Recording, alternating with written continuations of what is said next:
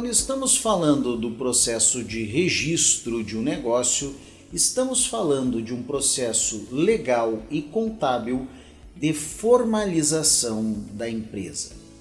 Esse processo de formalização garante que a empresa esteja devidamente registrada e legalizada junto à Receita Federal, Receita Estadual, Prefeitura e outros órgãos os quais sejam necessários.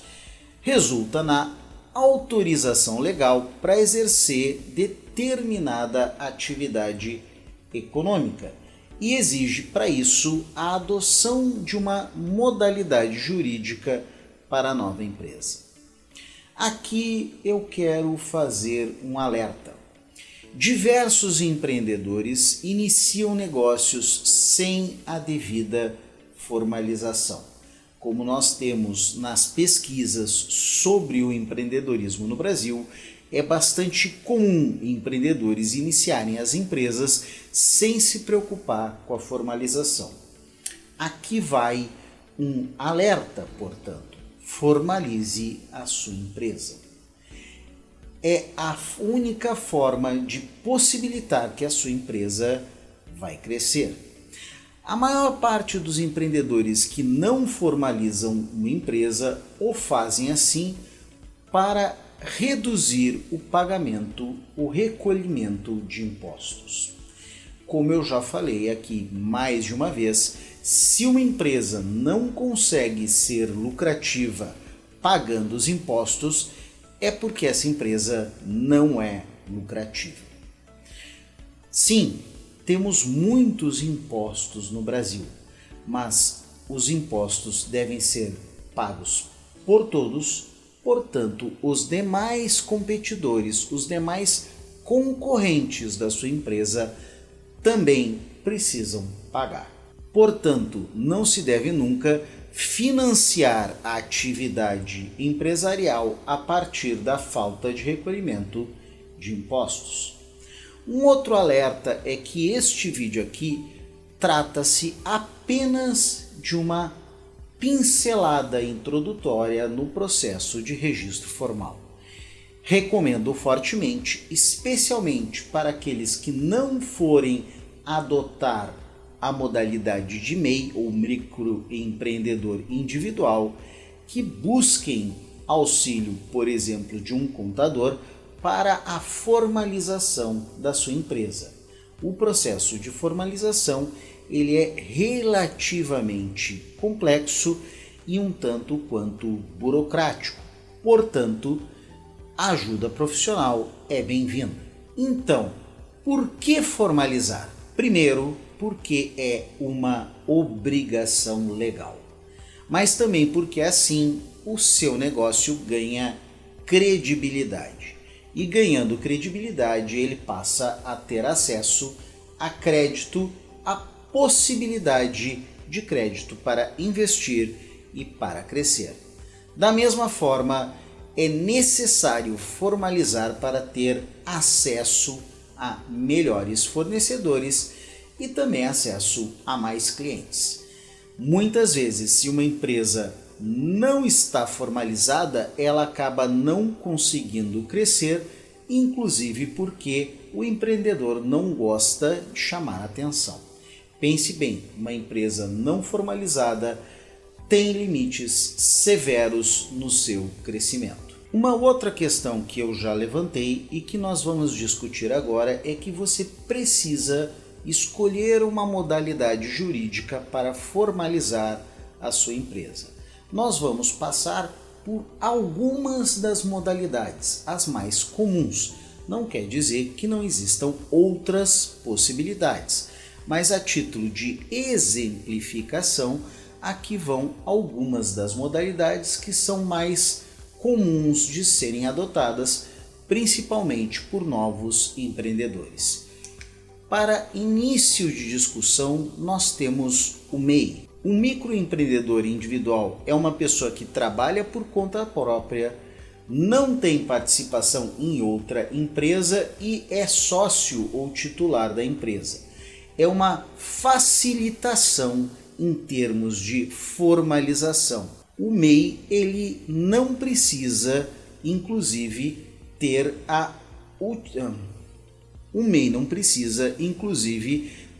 o acompanhamento por parte de um contador, mas pode ter, inclusive no primeiro ano de atividade do MEI, o contador é gratuito. Ok, avançamos um pouco. Vamos ver quais são as condições para se ter um MEI. Em primeiro lugar, o faturamento máximo anual é da ordem de R$ 81 mil. Se o faturamento ultrapassar, deve-se desenquadrar a empresa e enquadrá-la em outra categoria. Neste momento que vos falo, existem diversos projetos que buscam e propõem aumentar este limite de faturamento, mas hoje o valor máximo é de R$ 81 mil.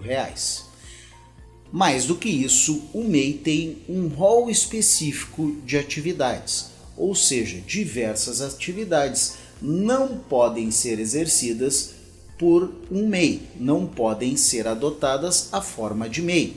Se você vai desenvolver essa atividade, terá que adotar outra forma jurídica. Quando nós estamos falando de MEI, ela é individual. Apesar de ser individual, você pode contratar mais uma pessoa desde que receba um salário mínimo ou o piso da categoria. Registrar um MEI é muito fácil, basta fazer o cadastro pela internet e você tem já um CNPJ, já tem a possibilidade de operar a sua empresa. Inclusive, existem soluções para a emissão de notas que estão vinculadas diretamente às secretarias estaduais e ao governo, o que facilita enormemente a adoção do MEI. Como material complementar desta aula, vou deixar o link para o seu cadastro como MEI. Esse empreendedor então poderá ter o CNPJ e também poderá ter conta bancária, emissão de nota fiscal, tudo formalizado de forma imediata. Uma das questões relevantes para o MEI é que ele faz um único recolhimento mensal e precisa também prestar informações anuais, mas esse recolhimento mensal inclui todos os impostos e mais a contribuição previdenciária do empresário. O MEI é uma forma muito simplificada e muito facilitada de formalizar o seu negócio. Pense nisso, o MEI é uma boa ideia. Para além da situação do MEI, nós temos outras possibilidades. Por exemplo, podemos adotar a forma de empresário individual. O empresário individual é aquele que opera sem o auxílio de sócios, ou seja, de forma individual, e cujo valor de faturamento é acima do valor limite do MEI. Da mesma forma como o MEI, no caso do empresário individual, não existe diferenciação entre o patrimônio do empresário e o patrimônio da empresa. Por isso, diversas pessoas têm restrições em adotar o formato de empresário individual. Da mesma forma, não podem ser empresários individuais profissionais tais como médicos, advogados, engenheiros e arquitetos, ou seja, os profissionais que têm profissões regulamentadas por lei. Para outras situações em que é necessário uma separação de bens entre o empresário e a empresa, ou existem necessidade de se adotar para profissões regulamentadas, existem outros formatos jurídicos que são mais interessantes e são mais adequados. Dentre estes formatos jurídicos está a sociedade limitada unipessoal. É uma forma de organização da empresa recente e bastante atual. Ela foi criada em 2019 como substituição à dita EIRELI. No caso da sociedade limitada unipessoal, não é necessário ter sócios. O patrimônio do empreendedor fica separado do patrimônio da empresa. Para que se exerça essa separação do patrimônio do empreendedor e do patrimônio da empresa, é necessário a formalização de um contrato social. E nesse contrato social irá se especificar qual o capital social da empresa, e este capital social irá compor a garantia última às pessoas que fizerem negócio com a empresa. Uma questão interessante é que não há limite mínimo para a composição deste capital social, ao contrário do que havia, por exemplo, na Eireli. Outra questão interessante quando falamos de sociedade limitada unipessoal é que não há limite ou mesmo restrição de setores para a operação da sociedade em si. Portanto, é uma forma atual e interessante de gerenciar a atividade empresarial.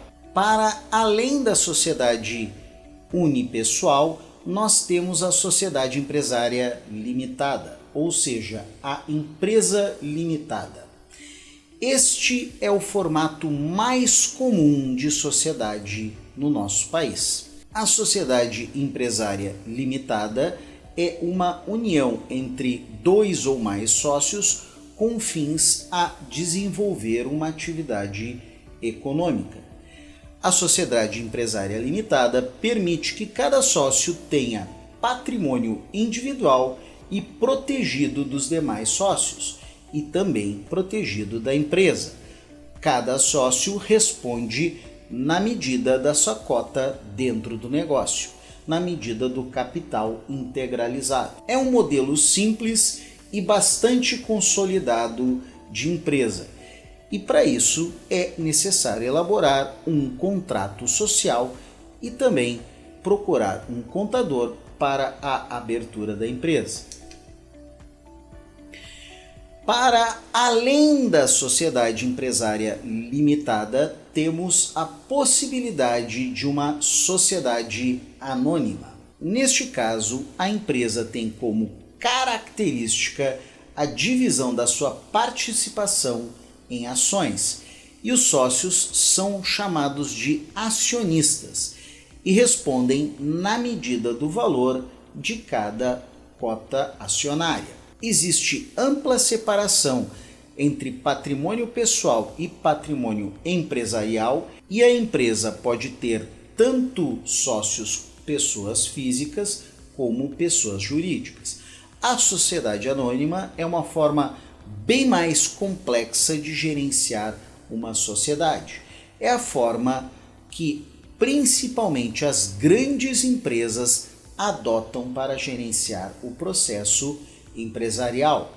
Normalmente, portanto, é uma forma que traz maiores custos no seu processo de gerenciamento, mas pode ser interessante a adoção de um modelo de sociedade anônima, principalmente se a sua empresa vier a ter o financiamento ou o investimento de uma outra pessoa jurídica. Eu vou falar agora um pouco sobre o processo de registro da empresa. Vou colocar um passo a passo simplificado. Em primeiro lugar, escolha a modalidade jurídica que é mais interessante no caso da sua empresa, no caso da solução que você está propondo. Defina o nome do negócio e a atividade. Existe, óbvio, uma caracterização de atividades conforme a Receita Federal. É interessante que você defina esta atividade principal e que com isso consiga formalizar um contrato social.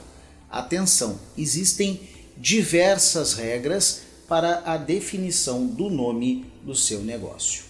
O quarto passo é a formalização junto à junta comercial, e a junta comercial opera em cada estado de forma autônoma, e por fim a formalização nos demais órgãos e a emissão do alvará de localização. Este é um passo a passo bastante simplificado. Você precisa saber que é um processo formal e é um processo, por vezes, burocrático, que foge ao escopo deste curso aqui. Mas também eu quero alertar que em diversas cidades, em diversos estados, existem salas do empreendedor, existem locais onde o poder público auxilia neste processo de formalização da empresa. Haja visto o momento que nós estamos buscando o empreendedorismo. Por fim, eu quero falar rapidamente sobre o contrato social. O contrato social é um documento jurídico e que formaliza uma empresa. Nesse contrato se deve estabelecer quem são os sócios, qual o endereço da sede da empresa, qual é o capital social e como ele foi integralizado por cada um dos sócios, quais são os deveres e poderes de cada um dos sócios, qual o ramo de atuação da empresa e como é exercida a representação da sociedade, inclusive frente à Receita Federal e aos demais órgãos públicos. Também é importante definir como são geridos os capitais, os dinheiros, os fluxos financeiros da empresa, como serão destinados os lucros e qual é a remuneração dos sócios. Ou seja, um contrato social, ele rege como será gerenciada a empresa. Recomendo aqui, novamente, buscar um contador ou um advogado para desenvolver um bom contrato social. Existem modelos de contrato social disponíveis na rede. Não vou colocar nenhum aqui, pois entendo que esta é uma atividade específica de contadores e de advogados. Portanto, não colocarei o contrato aqui em respeito aos meus colegas contadores e advogados. Por fim, eu quero dar uma palavrinha sobre e o contador. Sim, o contador é necessário. Especialmente se nós pretendermos crescer com a empresa, o contador é uma despesa que deverá ser incluída no custo mensal da empresa. Existem formas de facilitar hoje esse processo de contabilidade, inclusive novas soluções para esse problema de, afinal, eu preciso um contador. Por exemplo, existe hoje sistemas de contabilidade pela internet, inclusive com responsabilidade perante conselho e perante órgãos públicos. Esta é uma questão que precisa ser definida pelos sócios da empresa, mas eu recomendo desde sempre o desenvolvimento de uma relação com um contador. Por quê? Porque no nosso país o sistema tributário ele tem uma elevada complexidade. O relacionamento personalizado com um contador possibilita à empresa ganhos, principalmente em termos de planejamento tributário. E era isso que eu tinha para conversar com vocês em termos da formalização do negócio.